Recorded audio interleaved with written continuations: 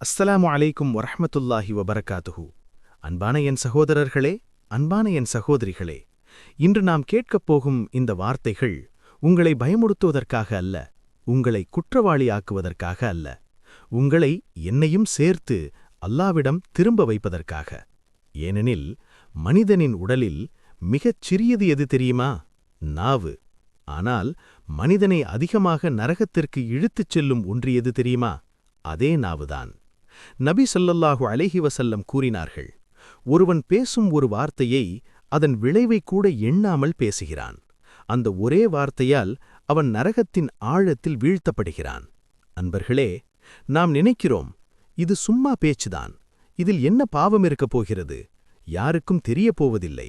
ஆனால் அல்லாஹ் சொல்கிறான், ஒரு மனிதன் பேசும் ஒவ்வொரு வார்த்தையும் பதிவு செய்யப்படாமல் இல்லை. நாம் மறந்தாலும் வானம் மறப்பதில்லை. அன்பர்களே, இஸ்லாம் நம்மிடம் பேசாதே என்று சொல்லவில்லை, எப்படி பேச வேண்டும் என்றுதான் கற்றுத்தந்தது.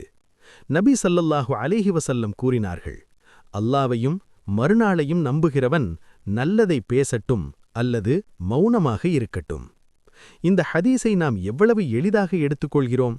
ஆனால் யோசித்துப் பாருங்கள், ஒரு சண்டை வார்த்தையால் ஆரம்பிக்கிறது, ஒரு விவாகரத்து ஒரு வார்த்தையால் முடிகிறது, ஒரு நட்பு ஒரு வார்த்தையால் உடைகிறது. அதேபோல் ஒரு குடும்பம் ஒரு நல்ல வார்த்தையால் காப்பாற்றப்படுகிறது, ஒரு மனம் ஒரு மென்மையான வார்த்தையால் நிம்மதி அடைகிறது. அன்பர்களே, பொய் பேசுவது இன்று ஒரு சாதாரண விஷயமாக மாறிவிட்டது. நபி ஸல்லல்லாஹு அலைஹி வஸல்லம் கூறினார்கள், பொய் நன்மைக்கு வழிகாட்டாது, பொய் நரகத்திற்கு வழிகாட்டும். ஜோக்குதான், சும்மா சொன்னேன், அவன் சீரியஸாக எடுத்துக்கொண்டான். இவையெல்லாம் நமது பொய்க்கான சரியான காரணங்கள் அல்ல. அன்பர்களே, புறம்பேச்சு, கீபத், ஒரு மனிதன் இல்லாத இடத்தில் அவனை பற்றி பேசுவது. அல்லாஹ் எவ்வளவு கடுமையாக சொல்கிறான் தெரியுமா? உங்களில் ஒருவன் தன் இறந்த சகோதரனின் மாமிசத்தை சாப்பிட விரும்புவானா? இதை கேட்டால் நமக்கு அருவருப்பாக இருக்கிறது. ஆனால் அதே செயலை நாம் நமது நாவால் ஒவ்வொரு நாளும் செய்கிறோம். WhatsApp message, voice note, comment box, இவையெல்லாம் நமது நாவேதான். அன்பர்களே, கடுமையான பேச்சு இதயங்களை உடைக்கும், மென்மையான பேச்சு இதயங்களை வெல்லும். அல்லாஹ் மூசா அலைஹிஸ்ஸலாம் அவர்களிடம் கூட என்ன சொன்னான் தெரியுமா? ஃபிரவுனிடம் கூட மென்மையான வார்த்தையில் பேசுங்கள். ஃபிரவுன் யார்? தன்னை கடவுள் என்றவன்.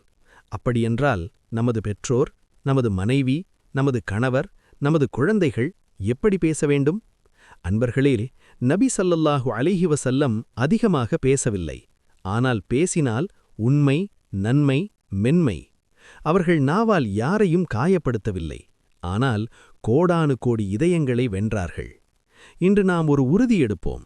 யோசிக்காமல் பேசமாட்டோம், கோபத்தில் பேசமாட்டோம், யாரையும் இழிவுபடுத்தி பேசமாட்டோம். நாவை இபாதத்தாக மாற்றுவோம்.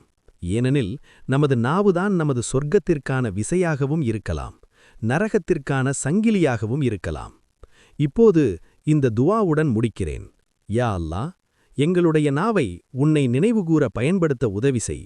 பொய், புறம்பேச்சு, கடுமையான பேச்சுகளிலிருந்து எங்களை பாதுகாப்பாயாக. எங்கள் பேச்சை சொர்க்கத்திற்கான காரணமாக மாற்றிவிடு. ஆமீன். இன்ஷா அல்லாஹ், நாம் ரமலான் மாதத்தை அடைய இருக்கிறோம்.